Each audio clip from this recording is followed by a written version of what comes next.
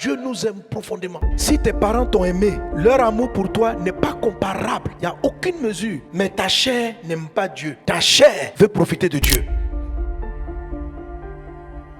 L'amitié de l'Éternel est pour ceux qui le craignent. Alléluia. Dieu a son amitié qu'il a donnée. Maintenant, comment est-ce qu'on répond à cela? C'est la haine du péché, mais c'est un profond respect pour Dieu. Une profonde considération. Tellement on a de la considération pour Dieu, il y a un certain nombre de choses qu'on est prêt à sacrifier. Et alors, son amitié qui est disponible, disposée, devient accessible. L'amitié de l'Éternel est pour ceux qui le craignent. Je veux dire à une personne que Dieu est celui qui nous a aimés. Dieu t'aime, sérieux.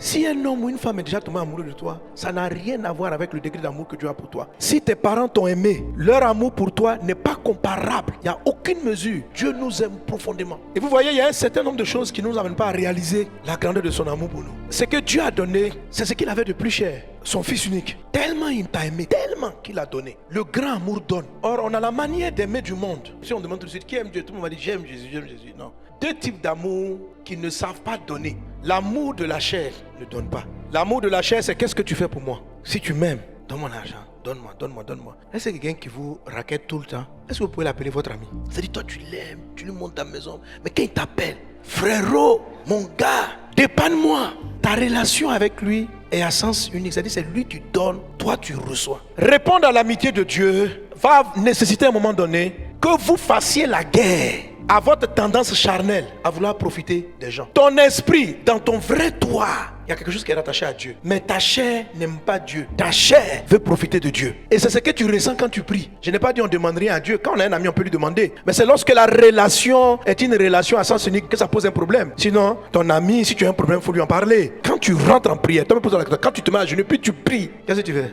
Oh Dieu, décante ma situation. Accorde-moi le mariage. Je veux travailler. Ouvre-moi les portes. Touche quelqu'un pour moi. Jésus, je veux de la promotion. Imagine-toi que Jésus vient te voir dans ta chambre, physiquement. Tu dis, tout ce que tu as demandé, tu vas me donner. Il dit tout. Est-ce que tu peux avoir la force de dire, non, je veux juste rester avec toi. Je veux parler souvent avec toi, c'est tout. Si tu as des besoins, si tu as des choses que tu veux faire, je veux me disposer à faire ça pour toi. Il y a un prix à payer. Le prix à payer, c'est le prix de s'oublier soi-même. L'amitié est réciproque parce que les amis s'oublient. C'est deux personnes qui s'oublient l'un pour l'autre. Dieu ne fait plus ce qui lui plaît. Dieu t'aime tellement qu'il te donne ce qu'il a de meilleur. Toi aussi, en retour, tu lui donnes ce que tu es et ce que tu as de meilleur. Parce que lui, il te donne. C'est une réciprocité. Que l'amitié de l'Éternel soit notre partage au nom de Jésus. Tu vas dire, Seigneur, cet esprit, je ne sais pas peut-être ce que je fais qui m'éloigne de toi, mais je prie afin qu'aujourd'hui je décide. Moi, je veux répondre oui à ton amitié. Je veux être aussi ton ami. Je veux être aussi près de toi. Quand on dit ça se mérite, chacun en a un effort à fournir. Si quelqu'un t'appelle tous les jours au téléphone pour prendre tes nouvelles et que toi tu ne l'appelles jamais, il va finir par réaliser, toi-même tu vas réaliser que vous n'êtes pas amis en fait. L'amitié de Dieu est généralement dans une seule direction, celle de Dieu vers nous. Aujourd'hui, nous devons prier pour prendre la direction de nous vers Dieu. Ne prions pas comme si Dieu voulait délibérément rejeter notre amitié. C'est lui qui vient vers nous et c'est nous qui sommes réticents à nous approcher de lui convenablement. Tu vas prier donc par rapport à toi-même. Pour dire, Seigneur, change ce qu'il y a en moi. Et mets en moi vraiment le désir et la force de répondre à ton amitié, de tendre le bras vers toi. Ensemble, élevons nos voix et prions. Lenda kata riba brus, rababrada slorianda rababrada soro. Sans toi,